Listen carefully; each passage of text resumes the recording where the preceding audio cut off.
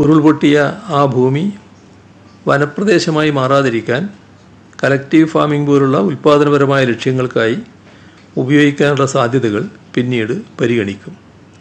ആ ഭൂമി അതിൻ്റെ ഉടമകളിൽ നിന്ന് അന്യം നിന്ന് പോകില്ല. ദുരന്തബാധിതരെ മാതൃകാ ടൗൺഷിപ്പ് സ്ഥാപിച്ച് പുനരധിവസിപ്പിക്കുന്നതാണെന്നും പ്രോജക്റ്റ് മാനേജ്മെൻറ്റ് കൺസൾട്ടൻസിയായി PMC കിഫ്ബിയെ ചുമതലപ്പെടുത്തുന്നതാണെന്നും നേരത്തെ റൂൾ 300 പ്രകാരം നിയമസഭയിൽ പ്രസ്താവന നടത്തിയപ്പോൾ അറിയിച്ചിരുന്നതാണ്. അതിൻ്റെ ഭാഗമായി ഒട്ടേറെ തയ്യാറെടുപ്പുകൾ ഇതിനകം പൂർത്തിയായിട്ടുണ്ട്. ഇക്കാര്യത്തിൽ കിഫ്ബി വിശദമായ പ്രോജക്റ്റ് റിപ്പോർട്ട് സമർപ്പിക്കുകയും ഇതിൽ നിയമ ധനകാര്യ വകുപ്പുകളുടെ അഭിപ്രായം തേടിയ ശേഷം മന്ത്രിസഭ വിശദമായി ചർച്ച ചെയ്യുകയും ചെയ്തു. ടൗൺഷിപ്പ് പദ്ധതിയുടെ ഭരണവകുപ്പായി ദുരന്ത നിവാരണ വകുപ്പിനെ ചുമതലപ്പെടുത്തി. ടൗൺഷിപ്പ് നിർമ്മാണ പ്രവർത്തനങ്ങൾ എഞ്ചിനീയറിംഗ് പ്രൊക്യൂർമെൻറ്റ് കൺസ്ട്രക്ഷൻ EPC പ്രകാരം അംഗീകരിക്കാനാണ് മന്ത്രിസഭാ യോഗം തീരുമാനിച്ചിരിക്കുന്നത്. തൊഴിലുടമയുടെ പ്രതിനിധിയായി കിഫ്ബിയുടെ അനുബന്ധ സ്ഥാപനമായ കിഫ്കോണിനെ ചുമതലപ്പെടുത്താനും മന്ത്രിസഭാ യോഗത്തിൽ തീരുമാനമായി.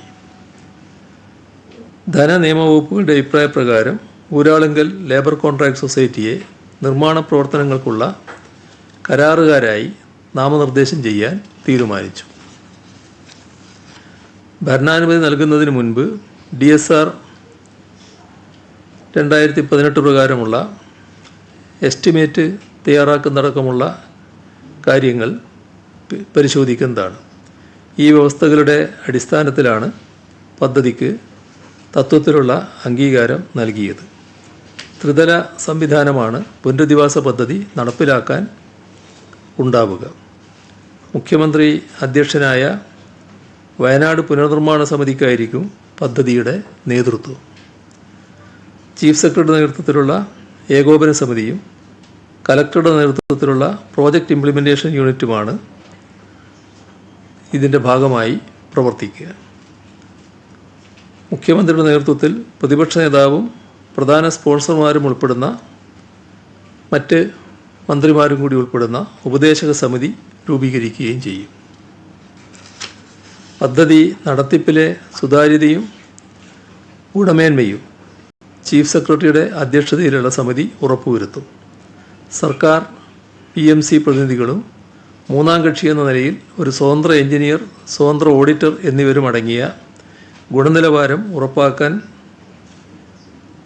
ഉള്ള സംവിധാനമായിരിക്കും ഈ സമിതി. പ്രോജക്റ്റുമായി ബന്ധപ്പെട്ട എല്ലാ കരാർ രേഖകളും പരിശോധിച്ച് ശുപാർശ ചെയ്ത് അംഗീകാരത്തിനായി ചീഫ് സെക്രട്ടറിക്കും ഭരണവകുപ്പിനും നൽകുന്നതിന് ധനകാര്യ വകുപ്പിനെ ചുമതലപ്പെടുത്തി.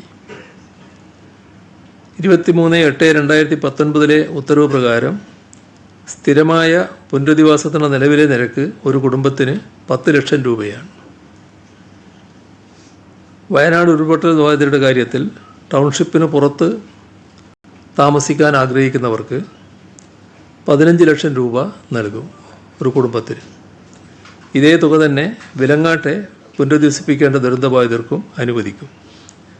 ഈ 2 ഉരുൾപൊട്ടലുകളുമായി ബന്ധപ്പെട്ട ദുരന്തത്തിന് ഇരയായവർക്ക് മാത്രമാണ് ഈ തീരുമാനം ബാധകമായിരിക്കുക. പുനരധിവാസം വേണ്ട 5 ട്രൈബൽ കുടുംബങ്ങളാണുള്ളത്. അവരുടെ താല്പര്യമനുസരിച്ചുള്ള പുനരധിവാസമാണ് ഏർപ്പെടുത്തുക. ഇപ്പോൾ അറിയുന്നത് 4 കുടുംബങ്ങൾ ടൗൺഷിപ്പ് തന്നെ സ്വീകരിക്കുമെന്നാണ്. അപ്പോൾ എല്ലാവരും ടൗൺഷിപ്പ് സ്വീകരിക്കാൻ ഇടയുണ്ടാകുമെന്നാണ് പ്രതീക്ഷിക്കുന്നത്. അവരുടെ താല്പര്യമനുസരിച്ചുള്ള പുനരധിവാസം ഏർപ്പെടുത്തും. ധനവകുപ്പ് അംഗീകരിച്ച പ്രകാരമുള്ള സ്പോൺസർഷിപ്പ് ഫ്രെയിംവർക്ക് അംഗീകരിക്കും. സ്പോൺസർഷിപ്പ് പ്രകാരം ലഭിക്കുന്ന തുക സ്വീകരിക്കുന്നതിനും അത് വയനാട് പുനരധിവാസ പദ്ധതിക്ക് വേണ്ടി ഉപയോഗിക്കുന്നതിനും ഒരു ഡെഡിക്കേറ്റഡ് ബാങ്ക് അക്കൗണ്ട് തുറക്കും. വയനാട് പുനരധിവാസ പദ്ധതിക്കായി CMDRF, SDRF, sponsorship, CSR fund, PDNAയുടെ റിപ്പോർട്ടിൻ്റെ അടിസ്ഥാനത്തിൽ ലഭ്യമാകുന്ന കേന്ദ്ര സഹായം എന്നിവ വയനാട് ടൗൺഷിപ്പ് പ്രോജക്റ്റിനായി വിനിയോഗിക്കും.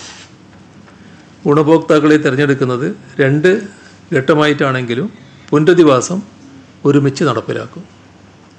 അതായത് ഒരു കൂട്ടർ വീട് തകർന്നു പോയവരാണ്.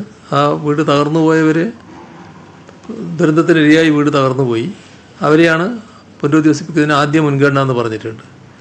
രണ്ടാമത്തെ വിഭാഗം ഇനി ഇവിടെ താമസിക്കാൻ പറ്റില്ല എന്ന് കാണുന്ന മേഖലയിൽപ്പെട്ടവരാണ്. അപ്പോൾ അവരും അവിടുന്ന് പുറത്താണ്, ഇപ്പോൾ വാടക വീട്ടിൽ താമസിക്കുക. അപ്പോൾ 2 ഘട്ടമായിട്ടാണ് കണക്കെടുക്കുന്നതെങ്കിലും പുനരധിവാസം ഒരേ ഘട്ടത്തിൽ തന്നെ ഈ 2 വിഭാഗത്തിനും ഒന്നിച്ച് നടപ്പാക്കാനാണ് ഉദ്ദേശിക്കുന്നത്.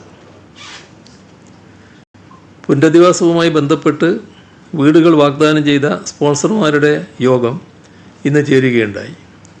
100-ലധികം വീടുകൾ നിർമ്മിച്ചു നൽകാമെന്ന് വാഗ്ദാനം ചെയ്ത 38 സ്പോൺസർമാരുടെ യോഗമാണ് ചേർന്നത്. നിർമ്മിക്കാൻ ഉദ്ദേശിക്കുന്ന ടൗൺഷിപ്പിൻ്റെ മോഡൽ യോഗത്തിന് മുൻപാകെ അവതരിപ്പിച്ചു. സ്പോൺസർമാർക്ക് പ്രത്യേക വെബ് പോർട്ടൽ നിലവിൽ വരും. ഓരോ സ്പോൺസർമാർക്കും നൽകുന്ന പ്രത്യേക ID നമ്പർ ഉപയോഗിച്ച് നിർമ്മാണ പ്രവർത്തനങ്ങൾ ട്രാക്ക് ചെയ്യാൻ കഴിയും. പ്രതിപക്ഷ നേതാവ് VD Satheesan, ഉപനേതാവ് PK Kunhalikutty, Rahul Gandhi MP പ്രതിനിധി, കർണാടക സർക്കാർ പ്രതിനിധി, DYFI, KCBC, national service scheme, Sobha city ഉൾപ്പെടെയുള്ള സംഘടനകളുടെയും സ്ഥാപനങ്ങളുടെയും പ്രതിനിധികൾ തുടങ്ങിയവരാണ് പങ്കെടുത്തത്. പുനരധിവാസ പദ്ധതികൾക്ക് എല്ലാ പിന്തുണയും പ്രതിനിധികൾ വാഗ്ദാനം ചെയ്തു. ചൂരൽമല മുണ്ടക്കൈ ദുരന്തത്തെ അതിതീവ്ര ദുരന്തമായി കേന്ദ്രം അംഗീകരിച്ച ഔദ്യോഗിക അറിയിപ്പ് ഇക്കഴിഞ്ഞ ദിവസം ലഭിച്ചിട്ടുണ്ട്.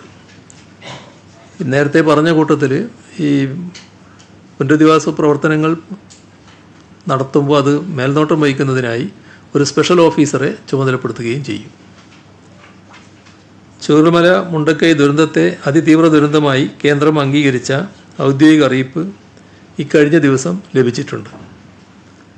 ഇൻ്റർ മിനിസ്റ്റീരിയൽ സെൻട്രൽ ടീം ദുരന്തത്തെ L3 ആയി അംഗീകരിച്ചുവെന്നാണ് കേന്ദ്ര ആഭ്യന്തര ജോയിൻറ്റ് സെക്രട്ടറി കത്തിൽ പറയുന്നത്. കേരളത്തിന് ലഭിക്കേണ്ട സാമ്പത്തിക സഹായങ്ങളെക്കുറിച്ചോ ദുരന്തബാധിതരുടെ വായ്പകൾ എഴുതിത്തള്ളുന്നതിനെക്കുറിച്ചോ സംസ്ഥാന ദുരന്ത പ്രതികരണ നിധിയിൽ നിന്നും തുക ചെലവഴിക്കാനായി മാനദണ്ഡങ്ങളിൽ ഇളവ് വരുത്തുന്നതിനെക്കുറിച്ചോ കത്തിൽ സൂചനകളില്ല. ആദ്യഘട്ടത്തിൽ ഓഗസ്റ്റ് 17-ന് ദുരിതാശ്വാസ മെമ്മോറാണ്ടത്തിലൂടെ കേന്ദ്രത്തോട് ആവശ്യപ്പെട്ടത് 3 കാര്യങ്ങളാണ്. 1. മേപ്പാടി ദുരന്തത്തെ അതിതീവ്ര ദുരന്തമായി പ്രഖ്യാപിക്കുക, L3. 2. 1202.1 കോടി രൂപയുടെ നഷ്ടം ഉണ്ടായിട്ടുള്ളതിനാൽ ദുരിതാശ്വാസത്തിനായി അടിയന്തര സഹായമായി 219 കോടി രൂപ നൽകുക.